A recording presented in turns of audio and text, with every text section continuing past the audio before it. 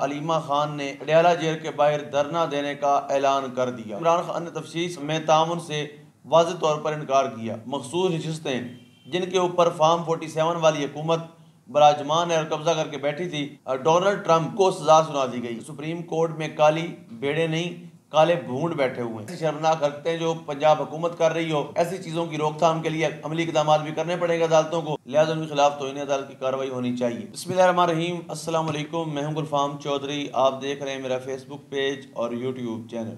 पाकिस्तान में होने वाले कुछ आम तरीन डिवेलपमेंट आपके सामने रखनी है। फर्स्ट ऑफ ऑल, आज इमरान खान की हमशीरा अलीमा खान ने at the end Adiala jail के बाहर धरना देने का ऐलान कर दिया। उन्होंने वाज़ेह तौर पर कहा कि इमरान खान हमेशा से इस बात के कायल रहे हैं और कायल हैं कि वो किसी किस्म की डील नहीं करेंगे, किसी किस्म का कंप्रोमाइज़ करके जेल से बाहर आने के कायल नहीं हैं।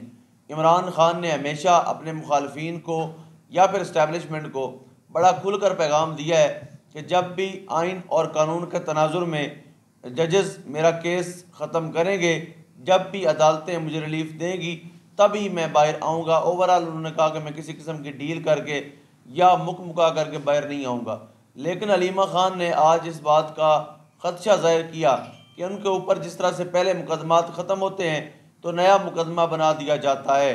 अभी जिस तरह से एक मुकदमा डाला गया मुजीबुर रहमान वीडियो स्कैंडल के हवाले से, वो भी आपके सामने है और उसमें संगीन नोयत के इल्ज़ामात भी लगाए गए हैं। यानी FIA की एक टीम जो साइबर विंग होती है, उन्होंने एक इंक्वायरी का फ़ैसला किया और उन्होंने फ़ैसला किया कि इमरान खान साहब से तफ्तीश की जाए कि जो उनके ट्विटर अकाउंट से एक वीडियो जारी हुई या मैसेज जारी हुआ जिसके अंदर उनके बकौल ये फ़ौजियों के अंदर या जवानों के अंदर कुछ नफ़रत फैलाने का मवाद शामिल था। उन्होंने यह मामला डिस्कस किया और उन्होंने एट द एंड फैसला किया अडयाला जेल जाकर इमरान खान साहब से इंक्वायरी की जाए। ताहम जब वहाँ पहुँचे तो इमरान खान ने तफ्तीश में ताउन से वाज़ेह तौर पर इनकार किया। उन्होंने कहा कि मैं तब आपसे बात करूँगा जब मेरे वकला टीम मेरे पास होगी। मैं किसी भी सवाल का जवाब वकला टीम की मौजूदगी के बगैर नहीं दूँगा। तो उन्होंने तकरीबन ये 26 मई को उनके ट्विटर अकाउंट से ये जारी हुई थी और मुजीबुर रहमान के नाम से एक प्रोपेगेंडा वीडियो ट्वीट की गई और बानी PTI से खुद अडयाला जेल में कैद हैं। उनका official handle propaganda video upload के लिए इस्तेमाल किया गया। अब इसके दो ऑप्शन है आगे। मज़ीद उन्होंने 3 रहनुमा और भी शामिल किए हैं, यानी इमरान खान साहब हैं, उनके साथ बैरिस्टर गौहर साहब हैं और उमर अयूब हैं, रऊफ़ हसन हैं जो तर्जमान हैं। तो इनके साथ भी अब वो टीम बात करेगी। लेकिन इसमें दो ऑप्शन ये हैं कि या तो उनको एक बाकायदा एक ख़त लिखना पड़ेगा कि आप ये मेरा अकाउंट बंद कर दें, मेरे इस्तेमाल में नहीं है और किसी ने प्रोपेगेंडा वीडियो वहाँ से अपलोड की है। तो या फिर यह ऑप्शन है, यह सेकंड ऑप्शन हो सकता है इमरान खान साहब के वकीलों के पास या उनके ज़हन में कोई हो और वो चीज़ का इस्तेमाल करें और उनको ये ख़त ना लिखना पड़े। उसके बाद बात कर लेते हैं सुन्नी इत्तेहाद कौंसल की मखसूस नशिस्तें जिनके ऊपर फार्म 47 वाली हुकूमत बराजमान है और कब्ज़ा करके बैठी थी। लास्ट हेयरिंग जब हुई तो वो तमाम तर नोटिस जो जारी किए गए थे, उनके सीटें अलॉट की गई थी, वो गलतम करार दिए गए। अभी सुप्रीम कोर्ट ने तमाम दस्तियाब 13 जजेस पर मुश्तमिल फुल कोर्ट बेंच तश्कील दे दिया है और इसके सरबराह चीफ जस्टिस काजी फ़ायज़ होंगे और 3 जून को इस केस की समाअत की जाएगी। ज़राए के मुताबिक जस्टिस मुशर्रत हिलाली दिल के तकलीफ़ के बायस इस कमीशन का हिस्सा नहीं है और सुप्रीम कोर्ट के जस्टिस मंसूर अली शाह की सरबराही में 3 रुकनी बेंच पेशावर हाई कोर्ट का फैसला मुअत्तल कर दिया था। लास्ट टाइम जब 3 रुकनी बेंच बना उसकी सरबराही जस्टिस मंसूर अली शाह साहब कर रहे थे और पेशावर हाई कोर्ट का फैसला मुअत्तल कर दिया गया था। अब ये दोबारा से 13 जजेस इसकी समाअत करेंगे और काजी फ़ायज़ की सरपरस्ती में ये बेंच केस की समाअत करेगा। इंटरनेशनल न्यूज़ में एक खबर शामिल कर लेते हैं। डोनाल्ड ट्रंप जो साबिक अमेरिकन सदर हैं, उनको सज़ा सुना दी गई है।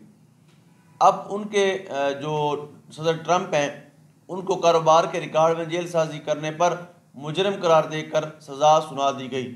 गैर मुल्की खबर इदारे के मुताबिक साबिक सदर डोनाल्ड ट्रंप को 2016 के सदारती इंतखाबात से कबल फाश फिल्मों की अदाकारा को दी गई रकम छुपाने की कोशिश में कारोबारी रिकॉर्ड के 34 संगीन जराइम में कसूरवार करार दिया गया।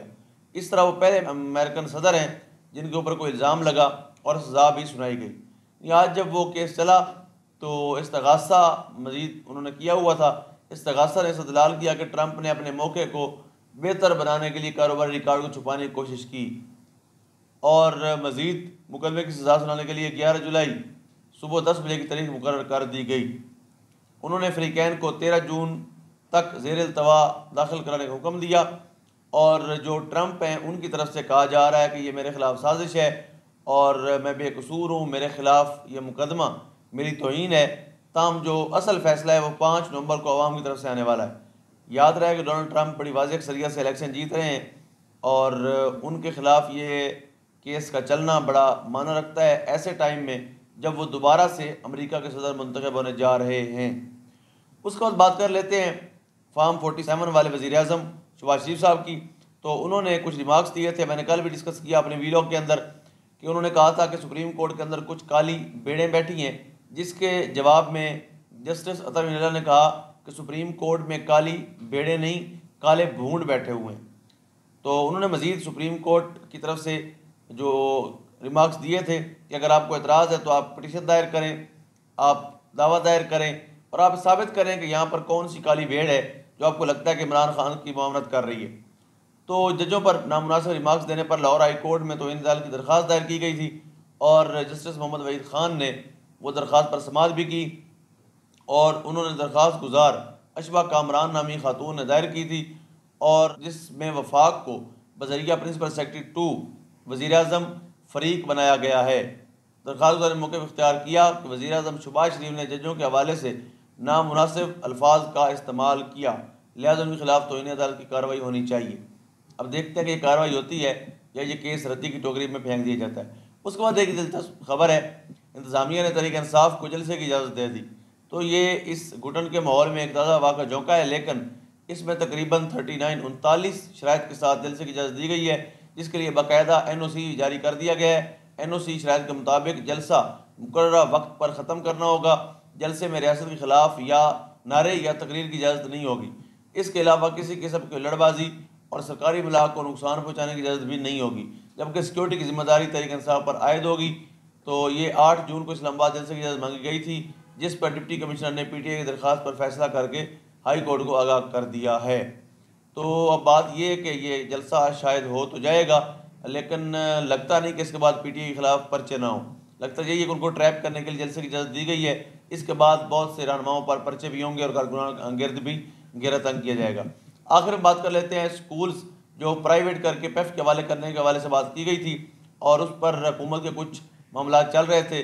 कल हमने परसों कवर भी किया, सरकारी असातिज़ा जो थे, गवर्नमेंट असातिज़ा, उन्होंने एहतजाज किया और उनका वाज़ तौर पर मौक़िफ़ था कि पहले सरकारी स्कूलों के अंदर से स्टाफ कम किया जाता रहा और फिर स्टाफ कम करते करते ना होने के बराबर ला कर उस टाइम पर आकर कहा गया कि यहाँ तो स्टाफ पूरा नहीं है। ये बहाना बनाकर सरकारी स्कूलों को प्राइवेट करने का उन्होंने मौका फराहम किया और ख़ुद हुकूमत ने ही चाल चली। और साथ ये भी बताया कि मरियम नवाज़ जब वज़ीर आला नहीं थी तो इन्होंने वादा किया था कि हम ऐसा नहीं होने देंगे, लेकिन उनके आने के बाद भी कोई फ़र्क नहीं पड़ा। वो अब उसी तरह से इस बेईमानी और बदउनवानी पर कायम है और मरियम नवाज़ भी उनको सपोर्ट कर रही हैं। आज उस केस की समाअत भी हुई, जिस पर PEF के वकील से पूछा गया कि आप बताएं कि जो PEF के हवाले किया जाएगा ये स्कूल, वहाँ पर असातिज़ा की तनख्वाह क्या होगी, उनके वसाइल क्या होंगे और जो लाखों करोड़ों की प्रॉपर्टी है सरकारी स्कूलों की, वो जब आप एक प्राइवेट इदारे के हवाले करेंगे तो उसके क्या नतीजे निकलेंगे। और पहले भी कुछ स्कूल हैं जिनको PEF के हवाले किया गया था, लेकिन PEF एट द एंड तंग आके छोड़ कर भाग गया और वो सरकारी स्कूलों में पढ़ने वाले बच्चे आज दर बदर हैं।